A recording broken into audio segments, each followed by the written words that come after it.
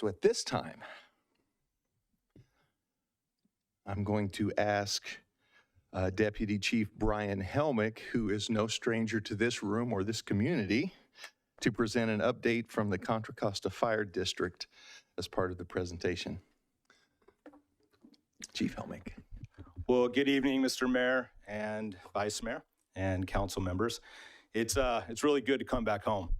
I was giving everyone up there a hard time, or especially your staff. I didn't understand where my parking spot is gone, and my office was locked. So I don't understand what's happening here tonight. But no, we did a lot of good work in this room, and it feels really good to be here tonight. So for those of you that don't know me, my name is Brian Helmick. I am the Deputy Chief of the Contra Costa County Fire Protection District. And previously, for those of you that don't know me, I had the great privilege and honor to serve as the Fire Chief for the East Contra Costa Fire Protection District that annexed into the Contra Costa County Fire Protection District on July 1 of 2022. And so prior to getting into the updates, tonight is very celebratory. And I'm going to use the word we. There's much that we should celebrate. That comes from the citizens, that comes from the Brentwood City Council, that comes from the previous board of the East Contra Costa Fire Protection District, and to not only the firefighters, and again, the community itself, that we conquered a lot and we did much, but we still have much more work to do to advance fire protection services in the far eastern Contra Costa County, which is the city of Brentwood. Tonight, I'm going to be celebrating and sharing with you not only what we've done over the time since we've annexed, but also what we plan to do as we advance into the future. What I will tell you is that although I no longer serve specifically as the East Contra Costa Fire Chief, I've been very clear and open that I continue to be an advocate. I am a resident of the city of Brentwood proudly, and I will continue to advocate, and the Chief Richard, I'm here on his behalf, but it is his goal to ensure that everything that we work to do, establish to do, to increase service levels, make them adequate today and also into the future, that we continue to strive to do that daily. But the amount of work that has been done with the fire district and how much movement that we have made over the very short amount of time, it hasn't even been a year. It seems like a lot longer than a year in some ways, but it hasn't even been a year. There's a lot to celebrate, and that's what I want to share with you tonight. Those of you that didn't know, the previous fire district that served at 3 fire stations. We covered 250 square miles. And today, the fire district is different. And as we move forward, the way it's going to happen is one of the deliverables that needs to be known for the council specifically is that we as Contra Costa County Fire, one of the struggles and the challenges we've had in transition, specifically with everywhere that East Contra Costa Fire previously served, is that we only had 2 cities in the unincorporated areas of Brentwood. Now we have 12 cities. We cover 12 different cities, 750,000 residents. We run 100,000 calls a year. And so providing updates to town councils, to CSDs, to city councils, it has become a lot more difficult in regards to bandwidth to be successful in doing that. So I will be providing you, 2 updates per year, and this is going to be the first one. And so it's great to be able to educate you on your new district, your new department, Contra Costa County Fire. And we are an all-risk fire department. We provide fire, rescue, EMS, ambulance services. We are one of the largest fire districts in the state of California. We are the 12th largest fire district in the state of California. We're considered to be a metropolitan fire agency. And what we do is we are dedicated to preserving live property in the environment, and obviously service and how we do it is of utmost importance. Your fire department is 500 plus strong firefighters, or about 407 firefighters we have within our force. We just graduated Academy 59 last week. We are 407 firefighters deep. We are about to approach the 600 employee mark for sworn and unsworn. We now have 33 fire stations. I'll be specific of what you have here in Brentwood and the surrounding communities, but throughout the county, you have 33 fire stations. We have 36 companies, and we have a fleet of 250 different units or resources, and many of which are specialized. You can see the pictures in the screen. We as East Contra Costa Fire previously, it's important to just reflect back, is we had what were considered wildland pieces of equipment. We had structural firefighting pieces of equipment, and we had water tenders to shuttle water. That's what we had. Today, you are protected by air, ground, and water. We have 2 helicopters, we have dozers, we have hand crews. You have the same water tenders, the structural firefighting engines, you have the wildland engines, but you have aerial trucks, as you can see in the bottom with truck 6.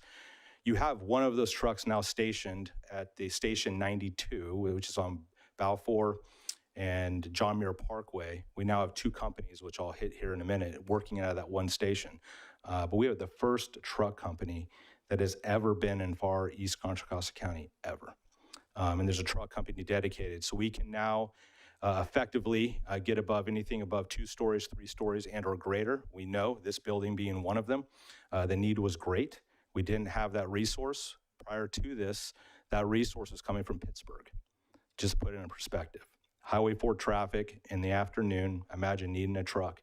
It was coming from Pittsburgh. The second one after that was coming from Walnut Creek.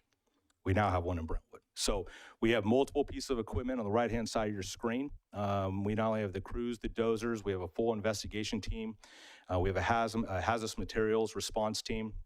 We have canine search and rescue, as I stated, Marine. We have a FEMA urban search and rescue for collapses and search. And we also respond nationally with those response teams. So all of the pictures you see, those are our resources.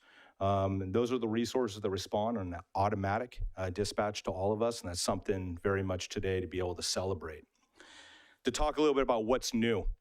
What's new in East Contra Costa is there is, in East Contra Costa's area, or East Contra Costa County, I should state, is that we've been able to open multiple stations. And it's important to note that I'm going to be speaking countywide, is that since June 1 of 2022, we were able to open a station in Walnut Creek, a station in the Pittsburgh area. We opened Station 95 in Bethel Island. We've added an additional company to Station 92, as I just discussed. And we have multiple, as it identifies up on the screen, additional resources that are coming in. The district also did a contract for service with the city of Pinole. And so the city of Pinole, I'm actually serve as the contract chief to the city of Pinole. And so stations 73 and 74 are now Contra Costa County Fire Resources. Why is this important? Is we've been strengthening our resources and the depth of our bench to be able to not only mitigate an initial alarm or first incident, but we can handle multiple greater alarm incidents at any one given time in eastern, central, and or western Contra Costa County. We have a very deep bench, and obviously if we had an emergency recall, the bench is even greater. So that is something to be able to celebrate. As it states, Battalion 9 is what you would consider in Brentwood, Oakley, Discovery Bay, a portion of Antioch, Marsh Creek, Byron, Morgan Territory. Today, you're now staffed with 19 firefighters, and we've added 2 additional stations since June 1. And if you don't recall, we had a total of 9 firefighters on per day, and now you have 19 firefighters per day serving you. Another great fact is this. We previously, historically, we had only EMTs, which were classified as emergency medical technicians, basic life support.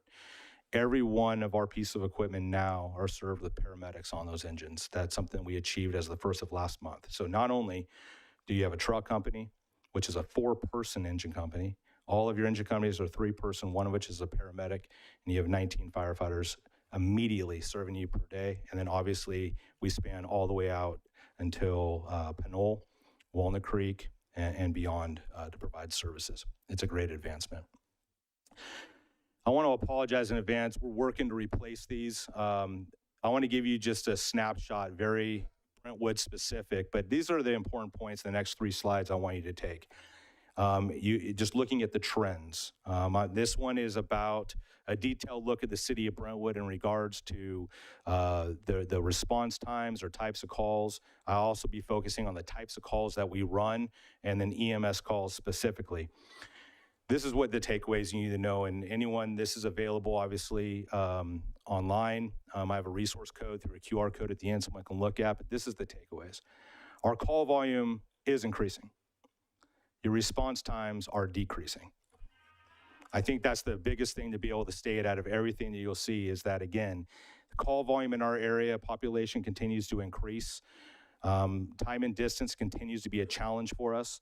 But again, your call volume, although it is high, our response times continue to decrease. And we also anticipate in the next 3 years to add one additional engine company and build 2 additional stations.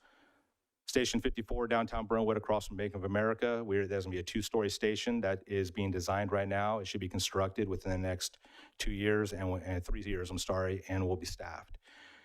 On Grant and Fairview, Grant, and Amber Lane behind Pioneer School, the 5-acre lot, I thank the city for working with us to secure that property. We're working also to design that building at the exact same time. That truck company is already staffed working out of the existing fire station. But once that station is built, it will be relocated. And then we're looking to dual staff that station until the station downtown is built. So we're looking within 3 years. We said 5. We thought within 5 years we'd be able to get an additional 3 stations, an additional 3 companies, but it looks like we may be able to do it within the 3 to 4 year window, which is exciting. But again, we're going to be working next time I come back to you. This will not be the slide you see in regards to our call volume and our trends. But in April, you'll be able to see that the calls that we respond, 80% of what we do is medical aid, 78 to be specific. But we work within our jurisdiction about 2 to 4 working, that means fully or partially involved structure fires every week. So we're very active. And as I stated, we run about 100,000 calls per year. But this is what you'll see within incidents by type, very specific in the month of April 23, 512 in the city of Brentwood. You can see how they're allocated out and what it is, how we're tasked and resourced. In regards to the EMS data, another point to make is that we are not only paramedics on every engine, but now we do all your transport. So we actually are a transporting agency, which means we not only provide the paramedics on the engines, but we also provide the ambulances, and we manage and monitor all of those. And so that is a new resource that you have. Now, looking forward and what's coming up with current events, and we're working towards conclusion here, is the wildfire threat. We are very much focused on wildland fire mitigation. As you will see in the next slide that I'll be showing you, will be very specific to Brentwood. But this is the deal with all of the water, the rain, the vegetation, and the growth. We anticipate to have a very active fire season once again. We do and we work with our citizens, with Firewise communities. We're working with people in Marsh Street, Morgan Territory, and throughout our jurisdiction. But we are asking everyone that is listening and watching, and we do appreciate the city and how proactive that you are in regards to wildland and vegetation management. We need everyone to be proactive to protect their homes and to ensure that you do everything to minimize to having us call and be able to come out to you. But the fire district itself has a wealth of information to be able to come alongside your citizens, to be able to help them prepare their homes and their properties, and all of that information is available in our website. But as we transition into this fire season, there's also wildfire severity maps that we're working on. This is a map of your city, the city of Brentwood. Within the city limits, you have fire threat in regards to individual properties and transfer from one property to the next with fuel loads. That's very real. But your wildfire threat is minimal within the city. But we do on the southern end of the city, out towards Marsh Creek Road, that is where we consider to be a considerable threat. And so we are working with not only state parks, East Bay Regional Parks, and the property owners in that area to be proactive. We have dozers out there cutting in line, and we're working on wildfire mitigation and hazard abatement now. But there's a QR code that's available for anyone that looks at this presentation. And we have live threat maps that have heat zones, threat zones, and is very interactive to be able to continue to work and educate our citizens. The last thing I want to give is this, and we're asking all citizens and residents. We have it's called Zone Haven. It's a new tool, and we're asking for everyone to register into an evacuation zone and tool. It's called Zone Haven. There will be a QR code on the next slide that was a reference for you to go into that will provide you access to all these resources. We have, as the fire district, and I think Brentwood Police Department, working with us to create evacuation zones all the way throughout your city. And it is also attached to and works with the county community warning system. And so when and if we need to evacuate for any risk, whatever it may be, from fire, hazardous materials, to vegetation, to residential or otherwise, we can immediately just get on the radio, let them know when we need to evacuate, or send a warning to zone, whatever it may be, and you will be notified through the phone, through the reverse 911 system, immediately through the Contra Costa County Community Warning System. But it's important that our residents, the elected officials, and all members of the city are actively engaged. And so we ask for everyone to sign up for a Zone Haven. Lastly, as I stated, is that we have a lot of resources at Confire.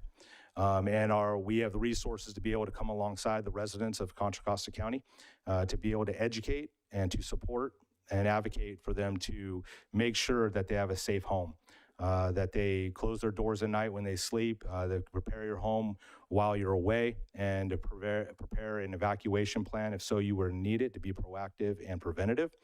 And so we ask for you to lean into us and let us know how we can help you, but everything is available at the district's website.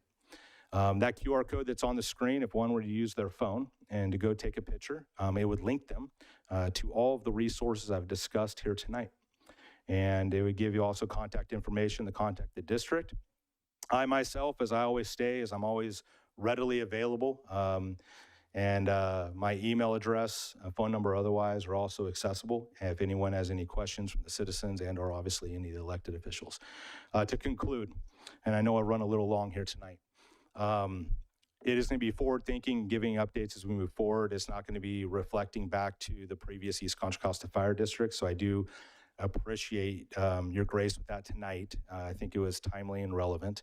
But again, personally, to the City Council of Brentwood and to your staff, the annexation and what we did as a fire district would not have been achievable if we didn't collaborate and if we weren't innovative. We all sacrificed a little bit, but we all gained much. And so it was a great privilege and honor to serve you in that capacity. But now, as the Deputy Fire Chief of Contra Costa County Fire, I'm looking forward to resolving and doing everything we say that we do in those resolutions to get the additional 2 stations built and to get them staffed to make sure it's sustainable. And then we mitigate and take care of growth responsibly, not with you as a city, right? As the city continues to grow, that we equally lean into and manage growth effectively to provide the safest community we can for our residents. So I'm eternally grateful to you and your staff, and I'm available for any questions if you have any. Thank you.